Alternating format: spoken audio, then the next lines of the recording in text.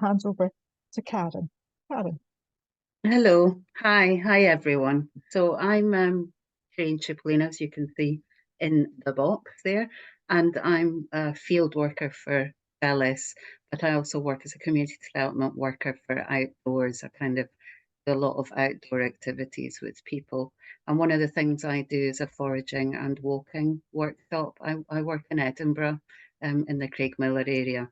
And I also chat a lot about trees and we look at identifying trees and everything. So I just came up with the idea for Trellis to maybe do this workshop, see if anyone was interested.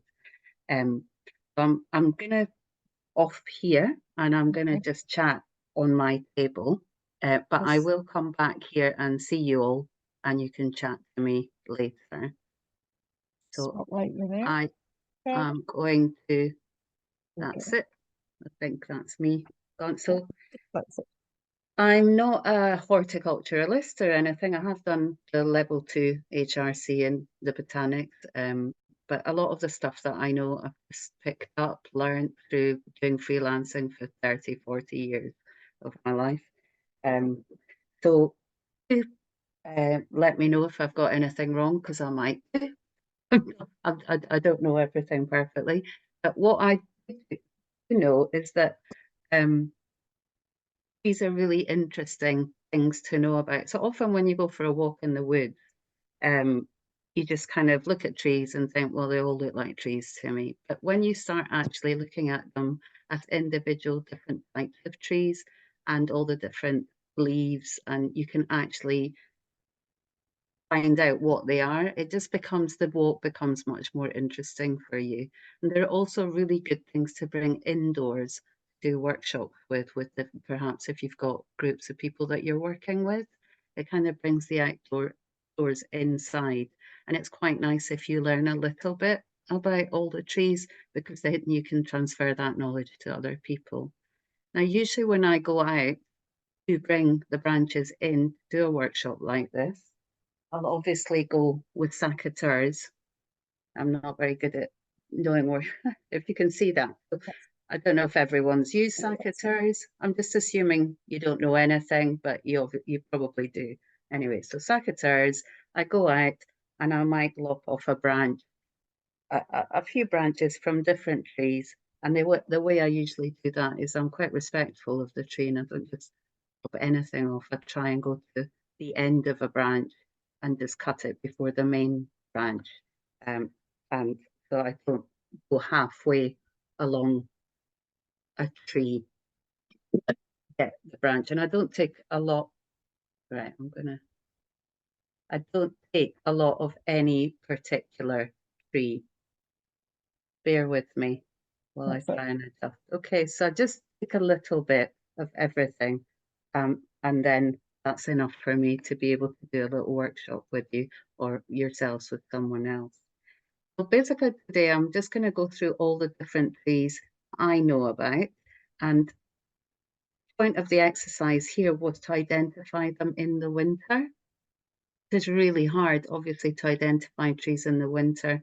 They don't have the leaves. The leaves are much easier to identify. Now, before you came on here, I think we sent you links um, to maybe download a few sheets. I don't know if you got that or not, but these sheets are really good and they are meant for children, but they're brilliant for adults as well. And they come from the Woodland Trust and it's under Nature Detectives, and there are things here so that you could to help you identify the branches, leaves as well with leaf IDs, and there's different things to be able to ID trees on them. So that's quite a nice thing to have when you're doing a workshop with people or for yourself. Okay. So I'm just going to go through different trees and try not to say too much because too much information can really confuse people. But you can obviously ask questions as I go along and I'll come back and I'll answer them when I speak to you again. Okay. The first tree I'm going to go for is, in fact, I'm not going to tell you, I'm going to see if you can guess. But I'm just going to see if I can That's it. make, can you see that? So Yeah. I'm afraid, guys, that I've got glasses and my glasses make me see everything blurred. So it's really difficult for me to know if you can see this or not. That's fine. Can you see that branch quite well? It's quite grey. The the trunk of this tree is usually very grey and quite smooth.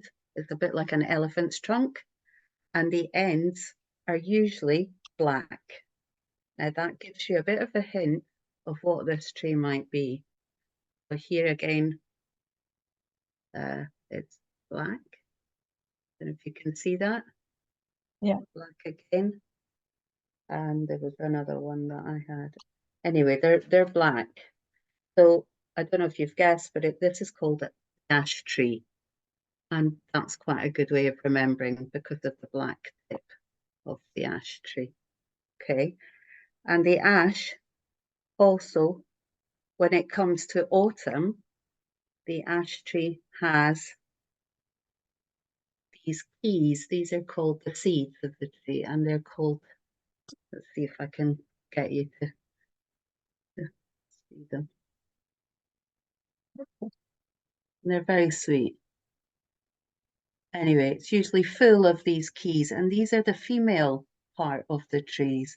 Now in Scotland, the native trees are often male and female, but some trees are male and some trees are only female, but there's not many of them. The only one I know of is the holly.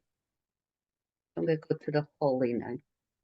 The holly here, I know she's a female, and the reason I know she's a female is because she has berries. If she didn't have berries, she'd be a male tree. If you want berries on your holly, you have to have a female tree. Okay, so that's a good indication. You know, the leaves of the holly are very obvious. They're thorny and they have these little red berries. So that's the holly. That's an evergreen, which means it stays green the whole of the winter. Another tree that's really interesting is the oak. So the oak tree is a tree that's quite easy to identify. Can you see that? Yes. Now, the reason it's quite easy to identify is because it's one of the last trees to lose its leaves. So usually you have these leaves hanging there still in the spring while it's budding with its new leaves at the top. The only other tree that does that is the beech tree, which looks like it has different leaves. But again, that one holds its leaves. So these two are quite good to identifying the fact that it holds its leaves. And the oak tree has very distinctive leaves, which are this shape. Okay. Yeah. I'm not going to go into too much detail about what kind of leaf it is, what you call this type of leaf. This is all very basic, what I'm doing here, okay?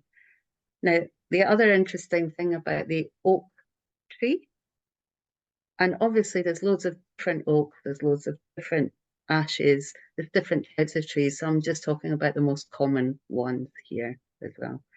But other thing about the oak tree is that sometimes, obviously, the female flower will give you the acorn. You might find these lying on the ground, and that would be another indication that if you look up, you're under an oak tree. And another interesting thing that it does is it might give you oak galls. I don't know if anyone's seen little oak galls. Usually they're perfectly round, but this one's called a knobbler oak gall. And the oak gall is something that people used to use to make black ink with. It's quite an interesting thing that you can do is you can crush this. You can crush a few of them. You'll find them under the leaves under the oak tree the year after, because the squirrels have usually tried to take them thinking they're acorns and put them in little burrows. So if you go under the leaf matter, you might find some oak galls.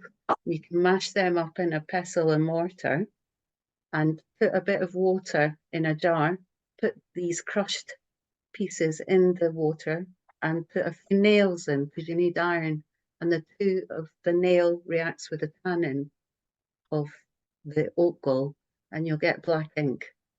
It's quite fun to do as a little workshop as well, and that's to do with the oak tree. And I believe Shakespeare wrote a lot of his stuff using this ink. It does last a long time. It's a good ink to use. So that's the oak tree. The other tree that's really interesting, and it's everywhere, is the sycamore tree. So here's the sycamore leaf that I managed to find today, because obviously well, it's not been that warm, but there was 1 or 2 warm days, and then all the leaves just started coming out. The sycamore is quite easy to identify.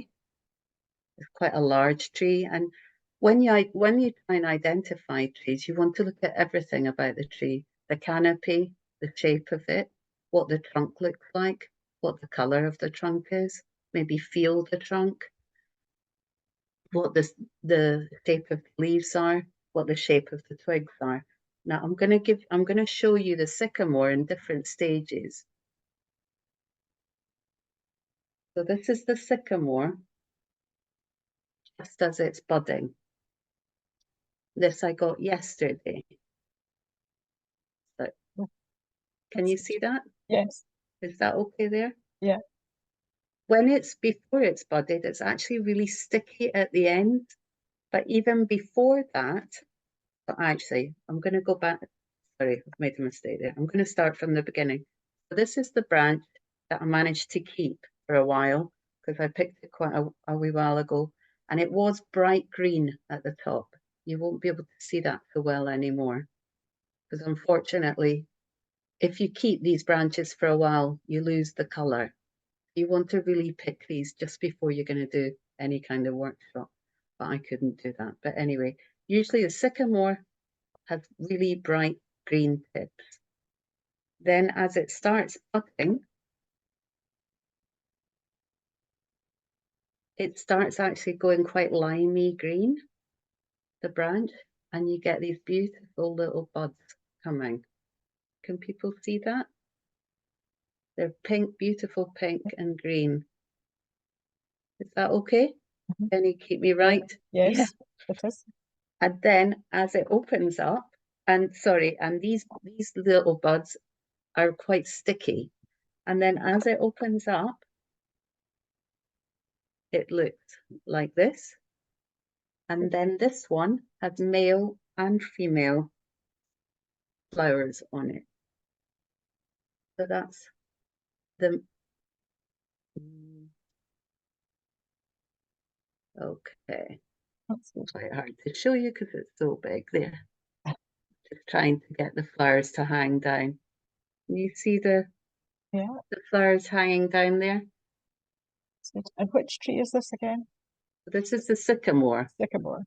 Yeah, the sycamore. There's the flower there. And seemingly the females are at the top and the males at the bottom. The females always make the seed or the flower, and the males are the pollen. Okay, they give you the pollen. A lot of trees are male and female, and that's the way it works. So I'll show you another version of that with the lovely birch. So the birch is easy to identify because she's very thin and agile, and she's got very silvery bark, which people make paper from. They make things out of that bark because it's such a lovely, malleable bark to work with. I don't know if you can see. So Yeah. the two catkins at the top that are quite insignificant are the female, and the things that droop down, not those, but they've actually fallen off. They're like this. They're usually drooping right down are the male parts full of pollen. So these are the ones that have got pollen. And then in the autumn, you'll find that the females will be the one that produce all the millions of seeds that you get from a birch. Birch are really old trees. They grow really quickly, really thin, really tall, and they don't last very long, 20 years. They're not long living, but they were pioneer trees, which means they were one of the first trees that came here. So they grow in wasteland and just set seed everywhere because there's so many seeds that you get from the one tree. And it's one of the easiest ones to identify just because it's so spindly, and not many other ones are quite as spindly. I've got quite a few twigs here. There's not a particular color or anything, but it's very pretty. So the other one that's quite interesting, unfortunately, because I picked them a while ago, it will have lost its color, but it's actually really purple. It's the only one that's really purple at the end. I don't know if you can see that. And it's the alder. And the alder usually likes sitting in near water. You'll find her along rivers. And also, if you find that someone's cut into her, or if you cut a branch, it's bright red inside. It's really strange. It was quite a superstitious tree because of that. I can't remember what it had names um, do with the fact that the bark's like red blood, it's bright red. But the buds here are purple. And so that's quite an easy indicator of what this tree is. I don't know if you've been for a walk and you see or you've been in the car and you've seen a whole load of very purpley looking mass of trees, then you know it's probably alder. And alder also was used a long time ago for anything that needed to be put in water made of wood, like stilts on maybe like the Cranach up north. I think alder was used for the stilts to go into the water because it works quite well and it can withstand water quite well. So that's the alder. And the alder also has really lovely female seeds. I don't know if you can see them, but that's another easy indicator to tell you that that is an alder. You will have seen these and probably wondered what they were. So that's the female cones and the seeds would be inside. But I hardly ever see them. They always drop off way before I manage to find any to grow them. They're very pretty. People make decorations out of these because they're so pretty. So they're the female cones of the alder. I don't know if this is the male, I'm not sure. But anyway, it's just an easy way to recognize an alder tree. You get these cones. Another tree which is quite interesting, and here you might, because this is meant to be a sensory exploration, if you were really brave and you definitely knew your tree, you could taste this tree. But you'd have to sign a disclaimer. I've not told you to do that. But you could, it's this one here is the larch. Now the larch tree is a beautiful tree, and it looks like a woman with a dress. The branches just hang down like a dress, and it's not evergreen. The needles go bright yellow in the winter and the autumn, and then in the spring you get these little needles coming up. And if you've tasted these needles, they just taste of lemon. They're very lemony. A lot of people use them for their salads, but you need to make sure you identify this properly. You would not want to be picking yew, which I've got here, which is poisonous. All pines are fine, but this one here, which is the yew tree, is well, the seeds of the berries are poisonous, but you would not want to be mistaking it for this. And the yew tree often grows near churchyards. It's very symbolic with death and the underworld. But its needles are really flat. And this is an evergreen, so it never you'd find this like this in the winter as well. Very flat needles, they're not rounded. You can't roll them in your hand. Very flat. But going back to the larch has But unfortunately, again, because this is a bit later in the season, I did pick this a long time ago. I don't know if you can see these little things here. Sorry.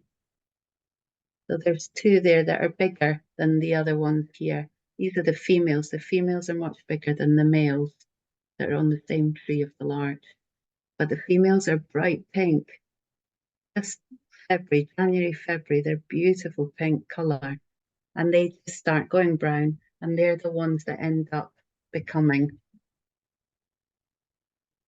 the cone that holds the seed. It's always the female that becomes the seed bearer. So the larch has beautiful little cones. Another way to know that it's a larch. But and also, so when you see all these little, the females are much bigger and the males are much smaller. And here I've got a few more, maybe so you can see. And the larch is used in Scotland. Again, it withstands the weather. It's very good for cladding your shed or a building. It's not very cheap. I don't even know if they use Scottish larch anymore, but it's a very good tree for that.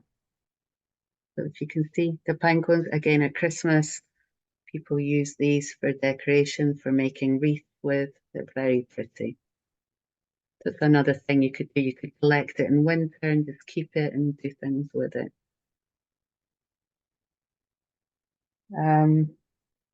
Another tree that's just coming into blossom now, but it's not the easiest tree in the winter to identify, if you can guess. Sorry, I'm not asking you to guess. I'm rushing through here. Anyway, if you can try and guess what this is, the blossom of. The leaves might give you a bit of a clue. They're usually this shape. But this is a cherry tree. This is the cherry blossom, and all the blossom obviously is coming out now. Any festivals with blossom involved happens now. You can go to Joy, because that in Northumberland, they have their festival of blossom in the Joy Gardens. And Pan, obviously, you have picnics underneath the blossom. That's the cherry tree. Cherry is hard to identify without the blossom. It's quite an insignificant, it's quite a grey but insignificant branch. It's quite difficult to tell without the blossom that comes out. What else have I got? So I mentioned beet earlier on. Beet is another thing that's another tree. Again, I mentioned that the leaves stay on the tree. If it's not oak, it will be beech. When you do get to see the leaves are wavy at the edges, and that reminds you it's beach waves, like the waves on the beach. But at the beginning, before you get the leaves, the tips are a beautiful shape, very delicate. Can you see that? Yes. Yeah, Trying that's to, good. Very yeah. okay. So they're very delicate, very thin, and very brown. They're kind of a rusty brown, a reddish rusty brown. So they're quite easy to identify because of that. Here's another one I've got, and that's still got its leaf on it as well. Maybe if I put it on my hand again, that might be easier. So it's like a rolled up bit of paper. It's just beautiful. It also, doing this kind of thing, makes you look at things more closely, and you realize quite how beautiful all these little tips are and the flowers. It was only recently that I realized there were male and female flowers what on the tree. I always thought there were male trees and female trees. I didn't realize they had both. There's always things to learn. But anyway, this is a very beautiful tree, beech, and use it obviously for hedging. There's a very huge hedge. I think it's in Perthshire. It's one of the highest peak hedges in the world or Britain. I'm not sure. Very beautiful, and obviously goes the other way to identify it is it's red in the winter in autumn. Another one that's really fun and which is very sensorial is this one. I'll see if you can guess what it is. And this is a native Scotland. I don't know if you can see, but it's actually really fluffy and soft. Could actually stroke it on someone's hand and try and let them guess what it is. It's very fluffy. It's like a paintbrush. And that's the rowan. So it's one of the only ones that's got a fluffy tip like that, apart from willow, which has the catkins, and they're quite fluffy as well. But this one's got a fluffy tip, rowan. And obviously when the rowan comes into leaf, it looks like that. It's a very beautiful tree. And it also has berries in the autumn, which are red and orange, which the birds really like. They say that you're meant to plant a hawthorn tree at the front of your house to stop the witches going through your house. You should always have a hawthorn tree in front of your house. Or a rowan. Just a myth.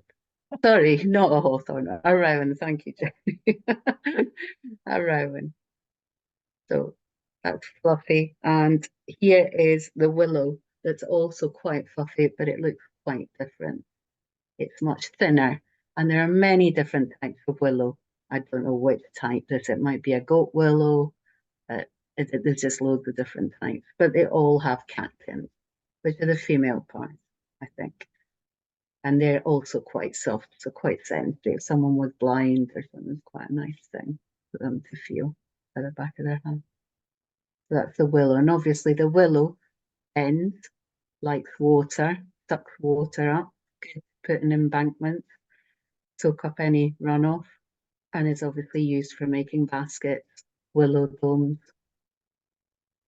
hurdles. It's a very useful plant. Not the most beautiful looking tree, but it's very useful. What else have I got? I've got this one, which I didn't get. I've only got the leaves off, which is a shame because actually I couldn't reach the flowers of this. If anyone can guess what this is. This is a tree that all the children would know. And of course it's called, you might call it the conker tree. And it's actually got the most beautiful flowers at the moment that look like candelabras. They actually stick up. And the female flowers become the conkers in the autumn. And usually the bark of this tree is really gnarled and twists round. It's not related to the sweet chestnut. Sweet chestnut, we do get some here. There's some in Garvold, but the chestnuts are too small. It's not hot enough for them to develop here. And obviously you can eat them, but you can't eat the conker. But they do say that the conker and the leaves are very good for varicose veins and for your face and for yeah, skin. Basically, people make creams out of these. And also there's a lot of saponin seemingly in the conker. You can make soap out of the conker if you can be bothered to smash it up and put it in water. People use it to make a kind of lathery soap. It's full of saponin, and this is full of tannin. It's very good for dyeing. So yeah, I've not got a branch. I'm trying to think the way you would know that this was a conker tree before the leaves is that the tip of the branch is really, really sticky. If you find a very sticky, quite a large end of the tree, then it might well be the horse chestnut tree. So that's the horse chestnut. And Of course, we've got evergreens like the pine, and they're easy because they don't lose their leaves. They're always there. So this has come from a Scots pine, which is your native tree to Scotland. Um, so that's quite easy to identify because it doesn't lose its needles or leaves. And I think that might be all. Ah, I've got one more. One more. I think I've probably said enough. But this is the one that was mistaking the other one for. Let's see if you can guess what this is. So this is just coming into leaf. Uh, and children used to call this bread and cheese. They would nibble at the new leaves on their way to school, and they'd call it, is it bread and cheese or something like that anyway. You've And got it's quite a a few significant people tree. guessing, a few people guessing this one, Karen. Yeah, okay, I can't read what they're guessing yet, Yeah, but yeah. anyway, it's a hawthorn. It's hawthorn. One way to know that it's a hawthorn is it can be quite spiky in parts, and it doesn't have a particular color in the winter, but obviously as it comes into when the leaves come out, it's got quite a distinct leaf. Let's see if I can. And then distinct leaf with tea, I can just break a bit. Maybe that's easier. I've got another bit here actually. Maybe that's easier. With three lobed, kind Yes, of three lobed there. that's good. Three little lobes there. And then these are the female seeds that will become the white flowers. They're called the Mayflower. And there's a saying near the Cast a clit. near near get rid of the clue before the maize out. Basically, don't get rid of your coat before the Mayflower's out because it's too cold. The Mayflower will only come out when it's warm enough. That was an old wife's sort of a saying in Scotland. Just don't get rid of your coat quite yet, not until the three flowers out. So those buds will become the Mayflower, which is a beautiful little white flower. And obviously those flowers become the hawthorn, the dark red haws that you can make jams with and things. Very dry, very bitter. But this is a heart. This is used for making heart remedies for people. It's very good for your heart. Rescue remedy has not rescue remedy. The bath remedy uses this for the heart as well, and it's quite an important little tree, the hawthorn, and one that's quite similar to the hawthorn. And this will be the last one I do, and it's not a great example, and it's just coming into leaf bud, but this one is spikier than the hawthorn. Can you guess what it is? It also has a massive little white flowers that are just coming out now. And it's also used for making walking sticks. And it's the blackthorn. Yeah, the blackthorn. But it's much spikier than the hawthorn, and you actually have to be careful with the spikes. You can get tetanus from them. So a lot of sheep get irritated by them. It's invasive and it goes everywhere. Once you've got some, you're going to get saplings everywhere.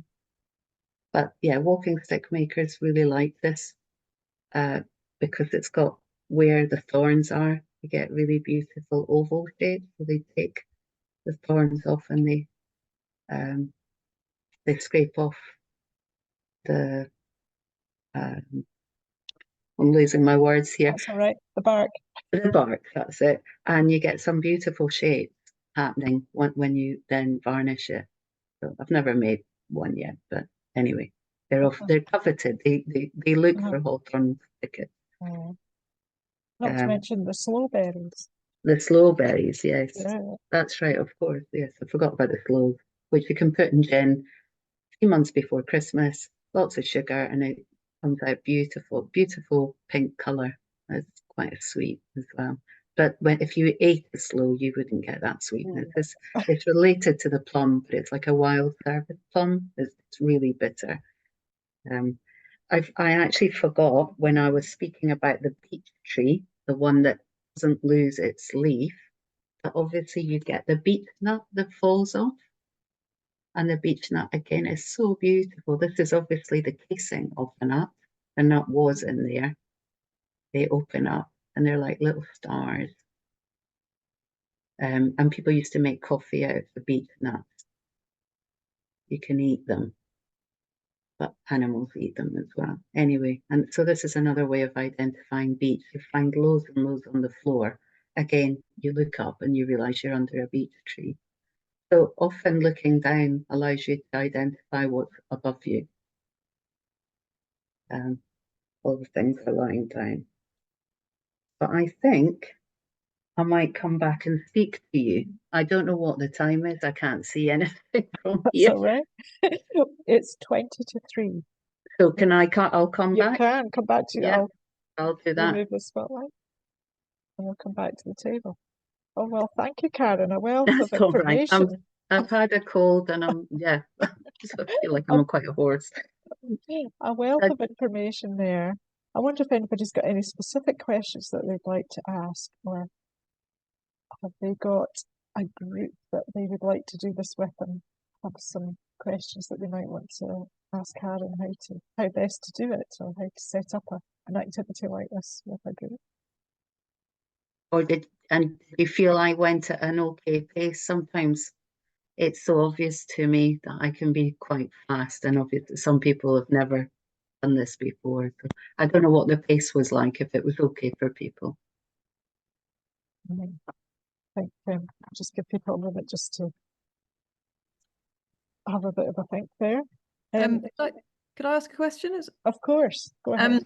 I was just wondering, because obviously trees look quite different at different times of year. What do you think is the best time of year to do a sort of walk in the woods and try and identify trees with people who are, beginners, really? Is it best to do it in the summer when all the leaves are out? And So I would say go for the 4 seasons, go back, because it's quite interesting to see if you get it right.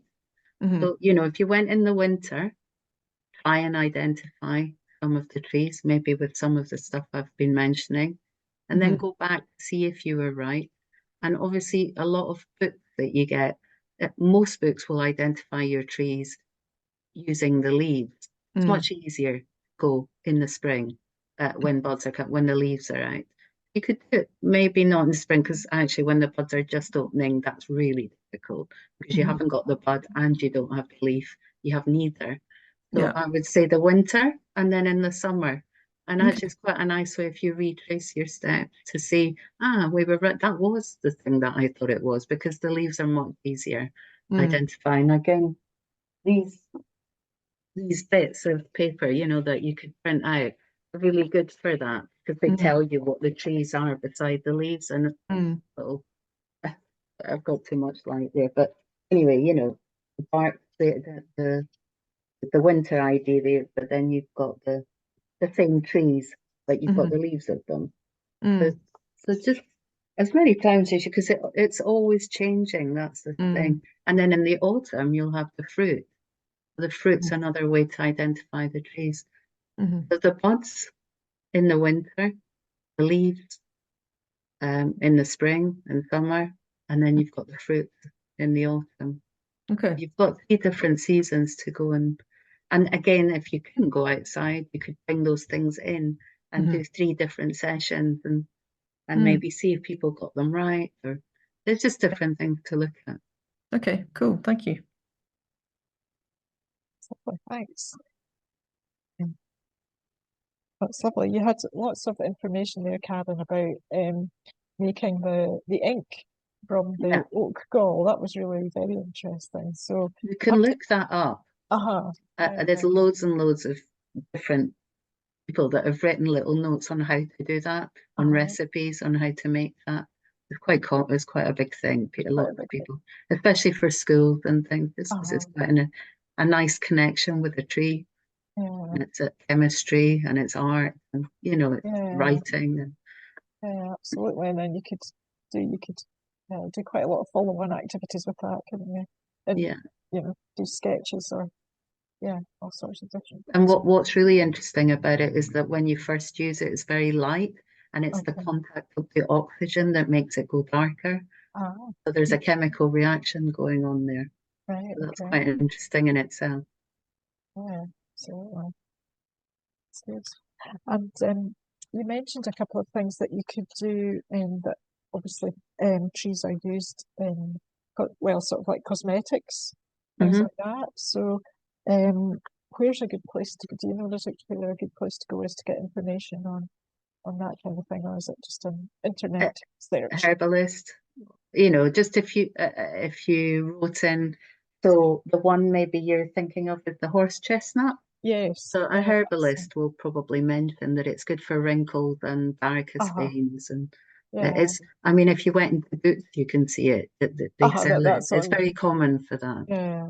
You know, but more common that it's the conker rather than the leaf. But the leaf also has the property.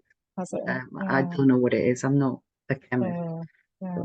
I have done a 2-year herbal course, but Okay. it's really difficult. I wouldn't want to No. be wrong, so I wouldn't mention what it Yeah. is. I don't know. And it was interesting that you can make soap from the conkers. So I Yeah, didn't know so that some at all. people have used Uh-huh. made detergent to put in the Yeah. washing machine with it. I think that I think you just boil it for a bit and then leave it in water, and I think you can use it as a detergent in your washing machine for clothes. Yeah. A lot of eco-conscious people will try Yeah. and make it. It's quite a fun thing to maybe try Fun and thing to make. try out. Yeah. Really good to pound a few So, conkers. It's not easy. I've tried it myself. yeah. And Forest bathing. Margaret's mentioning the forest bathing. Yeah. Have you Just tried being that? in the woods. Yeah. I know. Have you tried that, Margaret?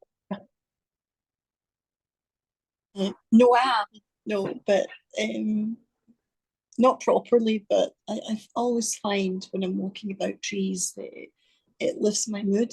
You know, it relaxes me. But I haven't done it properly. But I know a lot of people do it, and they find it very helpful. So sorry I was late. So I'm hoping that you're going to record this session. We have. Yeah. Yeah. We have. That's We good. have. That's good. Apologies again. But thank you very much. I enjoyed it. Oh, thank you. Yeah, You never know when you're doing these things because you're rattling on and I can't see any.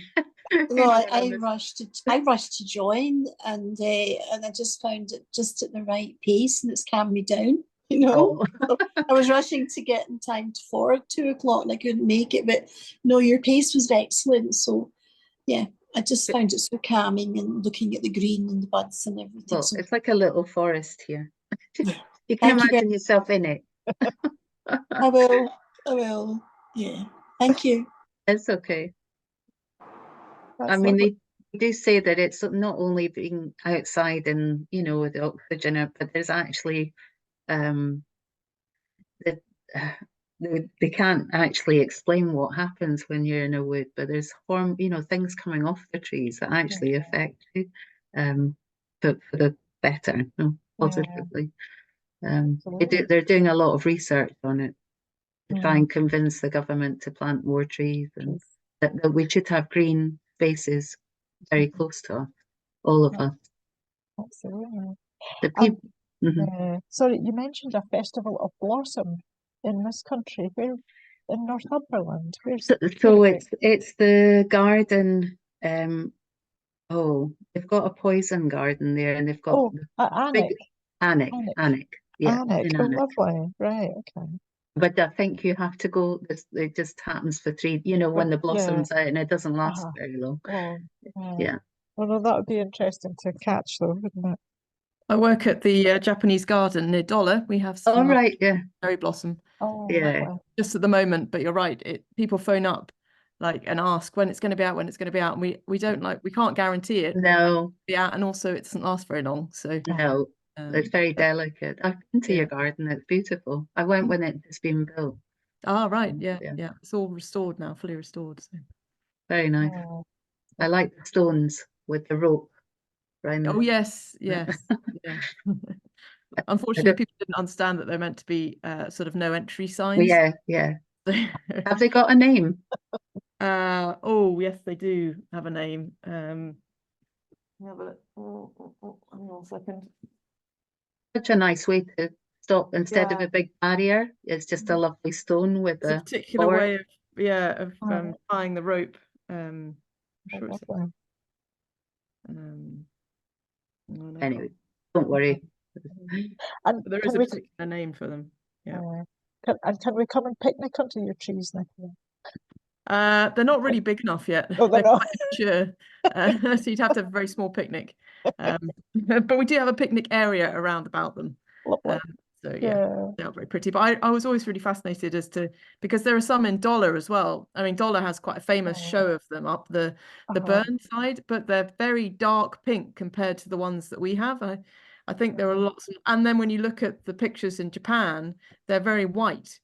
Yeah, There's there's obviously different lots of cherries. You know, cherries. obviously, I don't know if this is a bird cherry tree, or not. Uh-huh. You know, most cherries are a mix and they're wild and they're not very good to eat. Mm. So you get different. Obviously, the best blossom is the apricot. That's a Ah. beautiful pink Yeah, blossom. because then you get blossom off apple trees as well, don't you? Yeah, And yeah, lots yeah. of other, yeah. Mhm. Yeah. I didn't go into fruit trees here. That's That's a whole nother another episode. Yeah. So, and